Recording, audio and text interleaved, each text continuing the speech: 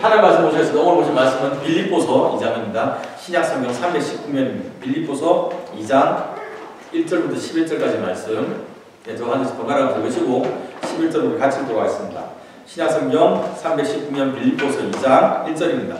그러므로 그리스도 안에 무슨 권명이나 사랑의 무슨 위로나 성령의 무슨 교제나 긍휼이나 자비가 있거든 마음을 같이하여 같은 사랑을 가지고 뜻을 합하며 한 마음을 품어 아무 일에든지 다툼이나 허용을 하지 말고 오직 겸손한 마음으로 각각 자기보다 남을 낮게 여기고 각각 자기 일을 돌볼 뿐더러 또한 각각 다른 사람들의 일을 돌보아 나의 기쁨을 충만하게 하라. 너희 안에 이 마음을 품으라. 곧 그리스도 예수의 마음이니 그는 근본 하나님의 본체시나 하나님과 동등됨을 취할 것으로 여기지 아니하시고 오히려 자기를 비워 종의 형체를 가지사 사람들과 같이 되셨고 사람의 모양으로 나타나사 자기를 낮추시고 죽기까지 복종하셨으니 곧 십자가에 죽으시니라. 이러므로 하나님 그를 지극히 높여 모든 이름 위에 뛰어난 이름을 주사 하늘에 있는 자들과 땅에 있는 자들과 땅 아래에 있는 자들로 모든 무릎을 예수의 이름에 꿇게 하시고 모든 입으로 예수 그리스도를 주라 시인하여 하나님 아버지께 영광을 돌리게 하셨느니라. 아멘. 네, 감사합니다. 우리 축복이네. 결혼식 아저씨 네, 감사합니다.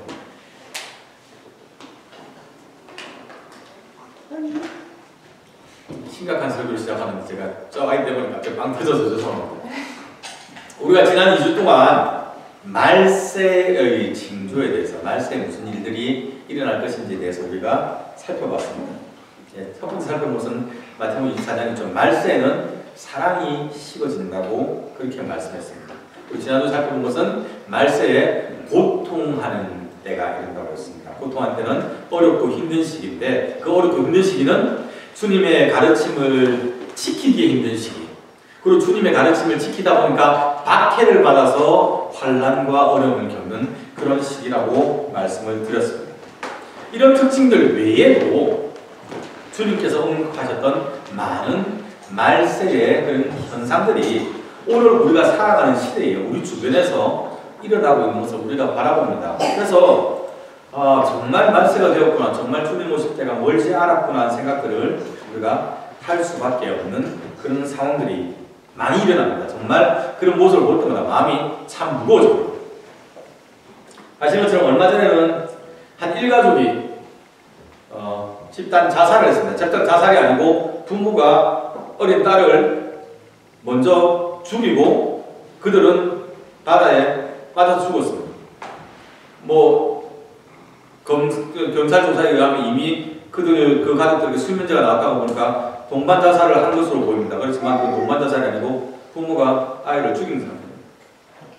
지난주 중에 제가 뉴스를 보다 너무 화가 났던 건 뭐냐면 엘리베이터에서 저녁 시간에 초등학교 여학생을 고등학생이 하루 죽였답니다. 그리고 이 고등학생이 나가서 그냥 지가 자살해버렸대요. 정말 화가 나서 미친 줄 알았습니다. 생명을 너무너무나 하찮게 여기는 시대가 되어버렸습니다. 문제는 다른 사람에게 피해를 끼치고 생명을 빼앗은 그런 흉악한 죄를 저지른 사람이 자살해버리고 이 왜 죽었는지 이유도 모르고 범죄한 그 사람에게 정당한 처벌을 내리지도 못하는 그런 상황이 되어버린다는 얘기입니다. 아까 말씀 그 엘리베이터에서 죽은 초등학생 경우는 저녁 7시쯤이래요. 그러면 상식적으로 생각해보면 애가 집에 들어오는 시기잖아. 학교 갔다가 아니면 다른 거 했다가. 그러면 아무 일상생활을 살고 이제 저녁에 집에 와서 가족들과 보내는 시간인데 거기서 변을 당한 겁니다. 지난주 중에 대학교 1학년 학생이라고 제가 들었습니다. 한 여학생이 강간을 당하고 죽은 사건이 또 발생했습니다. 그 대학 캠퍼스에서 발생했습니다.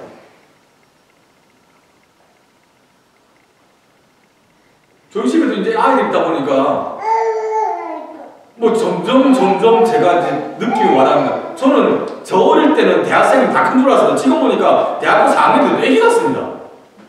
그런데 초등학생, 대학생 이런 젊은 사람들 가정주부 이제 막 인생을 펼쳐나갈 사람들이 용무도 모른 채 죽임을 당하는 그런 상황들이 우리 주변에서 일어나고 있습니다. 여자들, 노약자들, 그러니까 쉽게 말하면 힘의 불균형이 있는 상황에서 흔히 말하는 선택적 분노장애라고 하죠. 아니면 선택적 분노 조절 장애. 분노 조절 장애죠. 지보다 센 사람한테 축소를 못하고 있다가 자기보다 힘 약한 사람에게 폭력을 행하고 위해를 끼치는 일들을 너무나 쉽게 사람들이 하고 있습니다. 자기보다 약한 사람에게 분노를 퍼붓고 아니면 욕정을 쏟아내는 아주 치사하고 비겁하고 그런 뭐라고 표현을 해도 성이 차지 않는 그런 나쁜 짓들을 사람들이 하고 있습니다. 함께 살아가는 사회, 이 시대에 다른 사람들을 어떻게 배려해야 되는지가 상실된 이 시대에 성도들은 어떠한 삶을 살아야 할까요? 적어도 우리는 사랑을 바라볼 때 그들을 하나님의 형상으로 바라보는 인간을 존중하는 마음을 가지고 있으니 우리는 이 시대에 어떠한 삶을 살아야 될까요? 고민해 볼 수 있기를 바랍니다. 오늘 우리가 읽은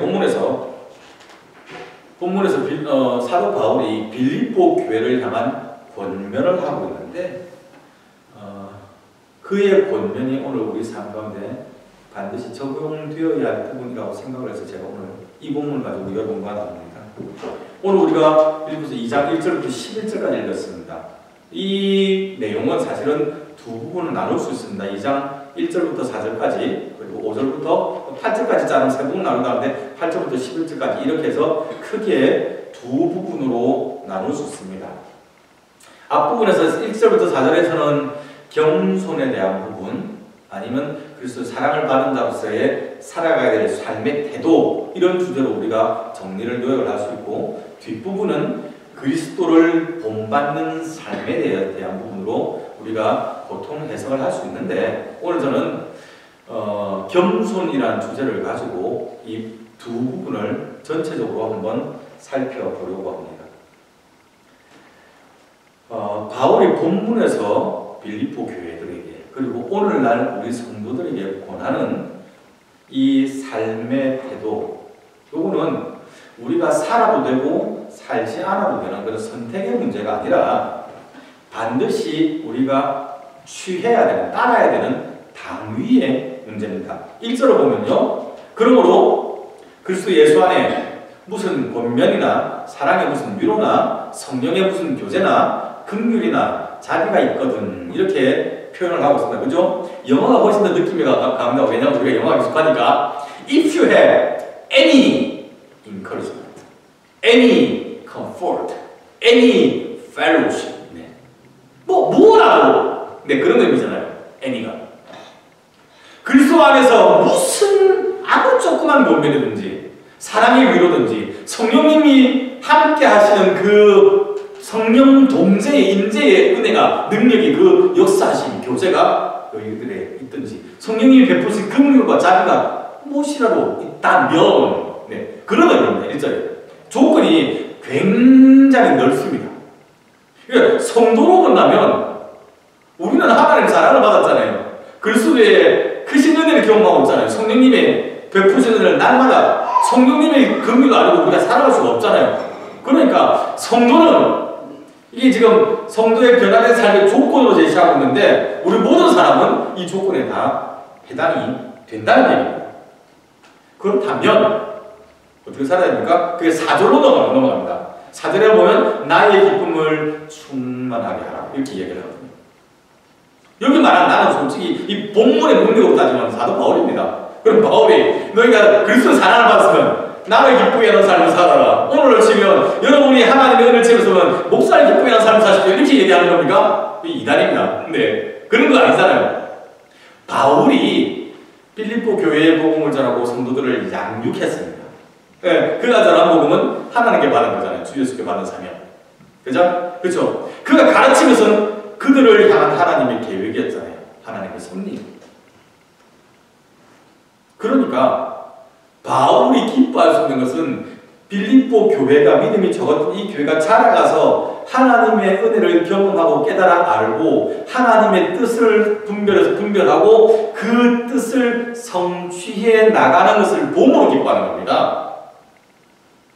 우리 믿음의 성도들이 자라가는 걸 보면서 목회자들이 보람을 느끼고 하나님께 감사할 일이 많잖아요. 우리도 마찬가지입니다. 우리가 복음 전했던 사람이 그가 믿음 안에 자라가는 걸 보면 그게 행복하잖아요. 그 얘기를 하는 거예요. 그러니까 지금 서세워서는 나를 기쁘게 하라지만 의미적으로 본다면 결국 그것이 여러분이 하나님의 사랑을 받았다면 이런 삶을 살아서 궁극적으로 하나님을 기쁘시게 하라 하는 이야기를 바울이 하고 싶어하는 겁니다.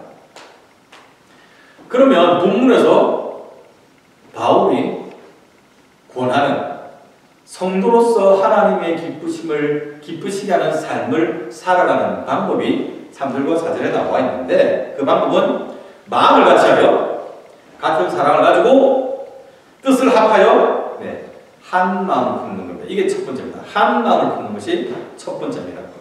성도들이 품어야 될 한 마음은 어떤 마음입니까? 그것을 오늘 본문에서는 겸손한 마음입니다. 그 겸손한 마음은 나보다 다른 사람들을 더 낮게, 나보다 다른 사람들 더 좋게, 더 높게 존중하는 것이라고 그렇게 바울은 설명을 합니다. 겸손한 마음, 사실 그렇게 매력적이지 않습니다. 그렇죠? 소목사 겸손해야 돼. 누가 저한테 이야기하면 네 하지만 마음속으로 대부분의 사람들은 겸손한 거 별로 안 좋아합니다. 겸손한 것보다는 내가 돋보이는 걸 좋습니다. 본인이 스팟라이트 받는 것을 훨씬 더 좋아합니다. 자기가 돋보이고 자기가 드러나는 것, 자기 자랑하는 걸 좋아합니다. 그러니까 우리 예전에 우리처럼 반지 끼고 우리 남편이 막 이런 꽁트가 나왔던 이유가 뭡니까? 자랑하고 싶은 거, 내가 가진 거, 나의 위치, 능력, 자랑하고 싶은 겁니다. 요즘에는 이런 꽁트 더 이상 안 합니다. 너무 노골적이고 경 떨어지니까. 그래서 사람들이 그렇게 대놓고 얘기를 하지 않지만 다른 사람들과의 관계에 있어서 누군가가 다른 사람이 내 앞에서 잘난 척을 한다면 그건 못 봐줍니다. 견디기 힘듭니다. 그 사람의 약점, 그 사람의 모자란 거 못했게 드러내가지고 그 자리에서 찍어두든지 아니면 훗날에 좀 지나서든지 준비 더 열심히 해서든지 확 밟아줘야지. 나가 너 따위에게 내가 그 멸시를 받아야 돼? 나 그거 못 참겠어 하는 것을 복수해줘야지. 그것을 정의 실현이라고 표현할 만큼 좋아합니다. 남들이 내 위에 올라가는 거 되게 싫어합니다. 그런데 하나님의 사랑을 받은 사람들, 그리스도의 은혜를 경험하고 성령님의 위로하심과 교제하심이 있는 사람들은 모든 일을 할 때 이게 참 어렵습니다. 교회도 포함되거든요. 일상뿐만 아니라 일상에서 경쟁하는 것뿐만 아니라 하나님의 일을 할 때도 싸우지 말고 잘난 척하지 말고 겸손한 마음을 가지고 그렇게 권합니다. 아까 말씀드린 것처럼 이 겸손은 나보다 남을 더 낮게, 더 높여주는 그러한 삶을 가리킵니다.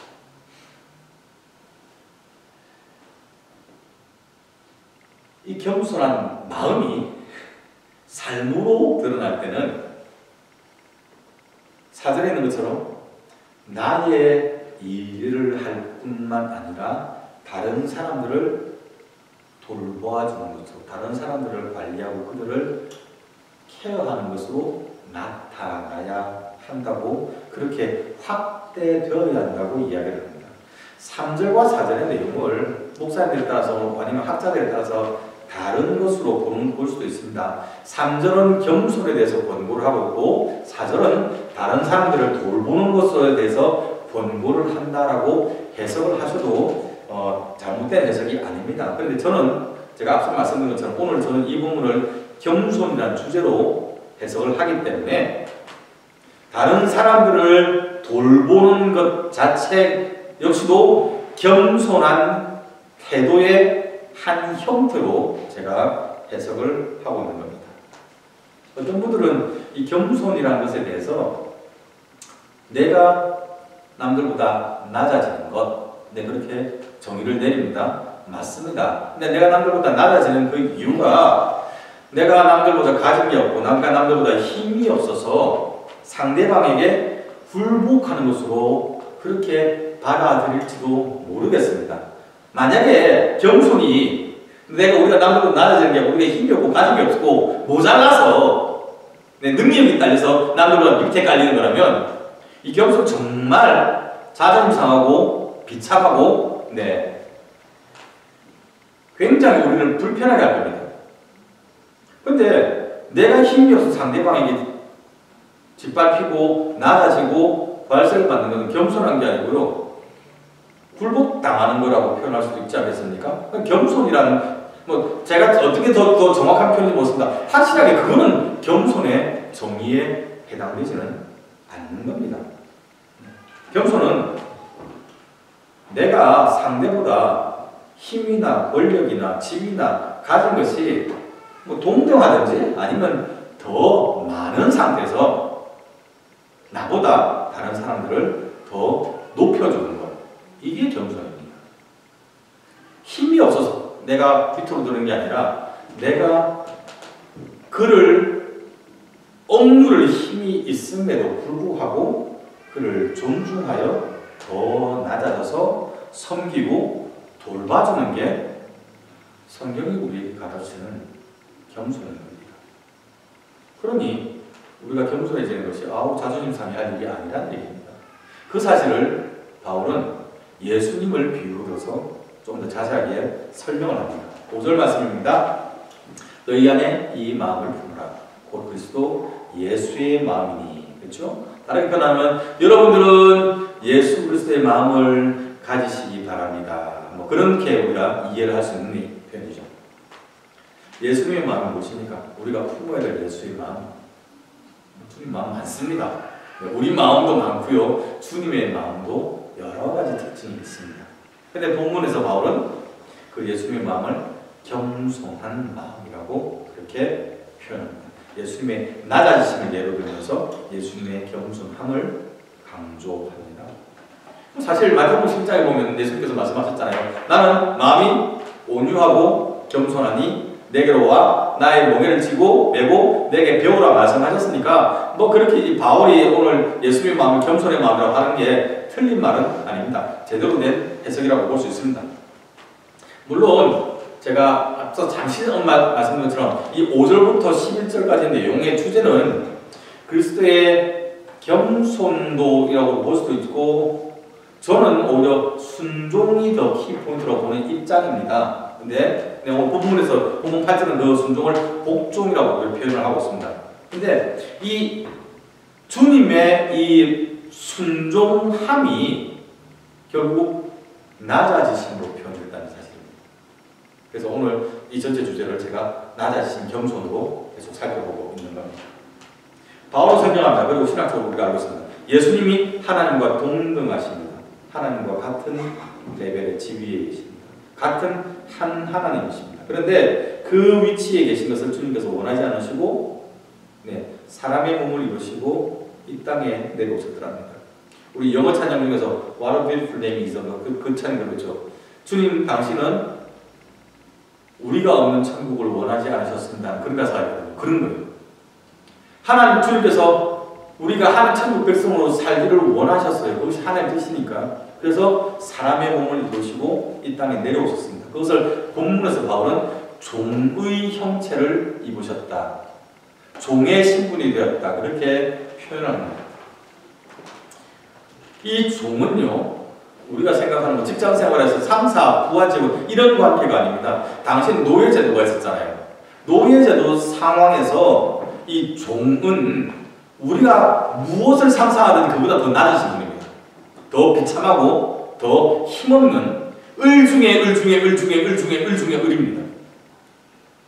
주님께서 사람의 몸을 입고 우리 같은 수준이 되어주신 것을 그만큼 낮아지신 것이라고 그렇게 설명을 합니다. 근데 주님은 그렇게만 낮아지신 것뿐만 아니라 종인 사람의 형세로 낮아지신 것뿐만 아니라 그 종들에게 죽임을 당하시는 십자가에 달려 돌아가신 데까지 낮아지셨습니다. 십자가에 달려 죽는다는 것은 당시에 가장 악질, 가장 흉악한 죄인이 되어서 그 죄인의 신분으로 처벌을 당했다는 것을 의미합니다. 죽음 중에서 가장 비참하고 고통스럽고 불명예스러운 죽음이 당시에 줄 수 있는 죽음이 십자가의 죽음이었다는 얘기입니다. 그렇다면 예수님은 정말로 힘이 없어서 아니면 사람들이 죄가 많아서 죄가 커서 십자가에 달려 돌아가셨습니다.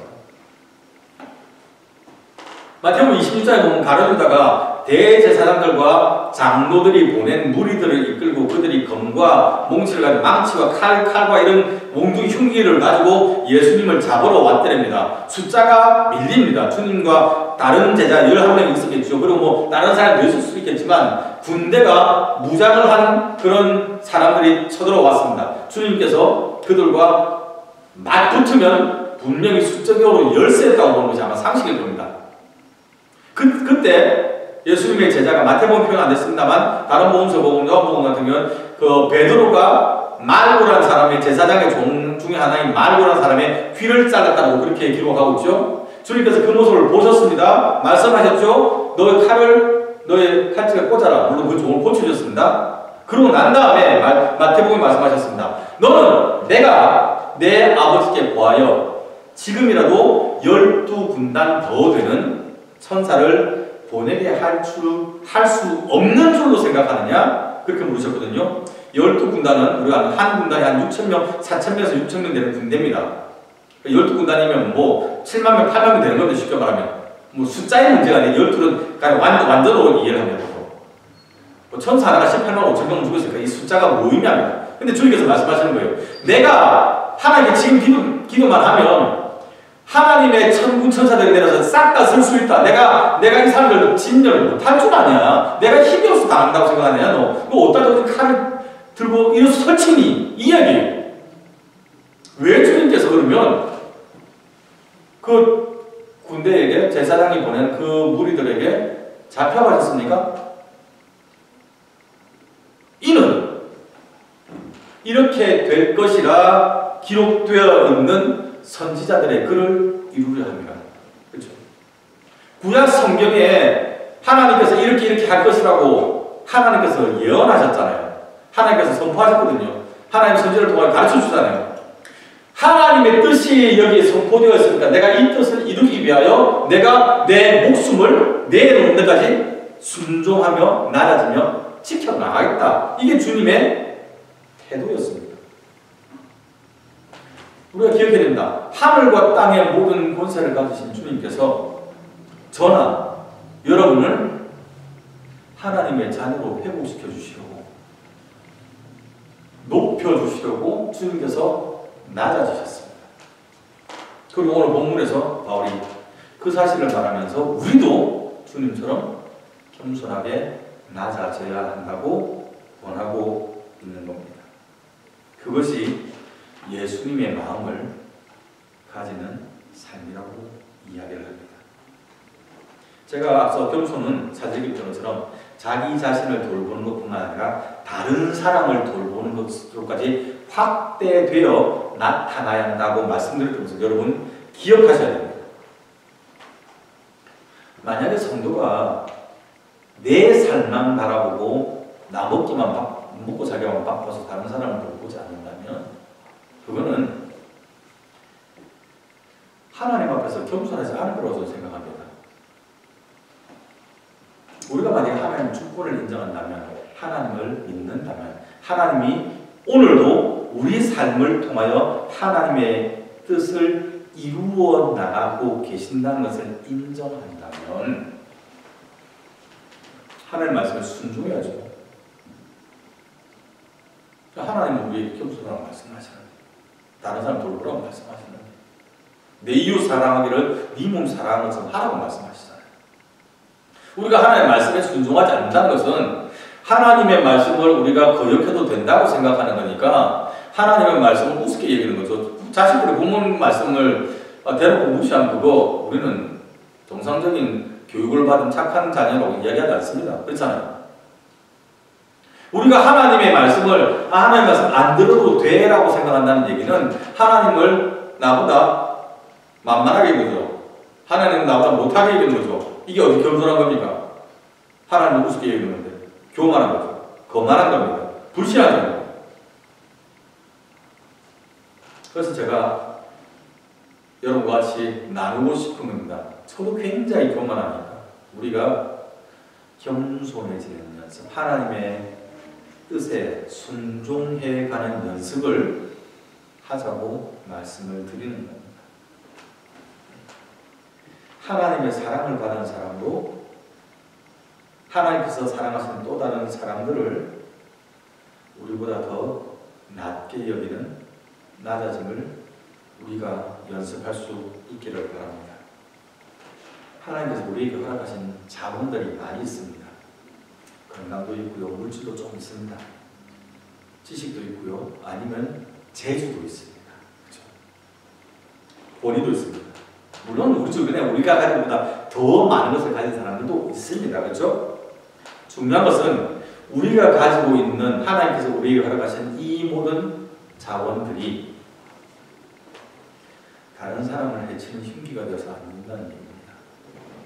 제가 설교 초반에 나누었던 한국에서 일어나는 흉악한 범죄들 생각해보세요.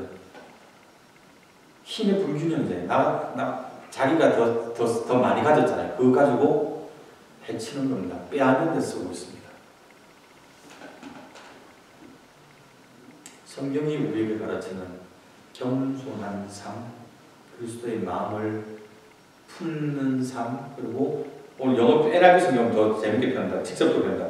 Your attitude should be the same. 네. 그건 마음을 품으면 이 NIV 성경은요, 우리의 삶이 삶으로 나타나야 된다고 그렇게 번역하고 있습니다. 그 얘기예요. 그래서 우리에게 허락하신 자원을 가지고 살아가는 연습을 할 수 있기를 바랍니다. 주변에 연약한 사람들 있습니다. 우리 가족도 연약합니다. 맞습니다. 내가 세상에 제일 불쌍한 것 같다는 생각이 들 때도 있습니다. 맞아요. 그러니까 우리도 돌보고 우리의 돌봄이 확대될 수 있기를 바랍니다. 겸손하게 품는 연습, 높여주는 연습, 회복시키는 연습, 개개인마다 다르겠지만 우리가 멈추지 않고 이런 삶을 그리스도 사랑 가운데 성령님의 능력 가운데 이루어 나갈 수 있기를 바랍니다. 기도합시다. 주님 감사합니다. 말세, 사랑이 식어지고 하나님의 말씀을 우습게 여기고 말씀을 지키기 위해서 지키다 보니 박해를 받는 시대지만 하나님 저희가 그 사랑받은 사람으로서 그리스도의 마음을 품고 이 땅을 품고 용납하며 세워가고 회복시키는 신실한 하나님의 청직이 겸손한 주님의 자녀를 되기를 원합니다. 주님의 마음으로 그들을 용납할 때 하나님 긍휼을 베푸셔서 굳어진 마음들이 녹아지게 하시고 그들이 주님의 사랑의 깊이와 넓이와 풍성하신 은혜의 그 성격들을 깨달아 알게 하시고 함께 돌아오는 회복의 은혜를 더해 주시기를 간절히 원합니다. 이 모든 말씀 존귀하신 우리 주님 예수님 이름으로 기도합니다. 아멘. 고백합시다.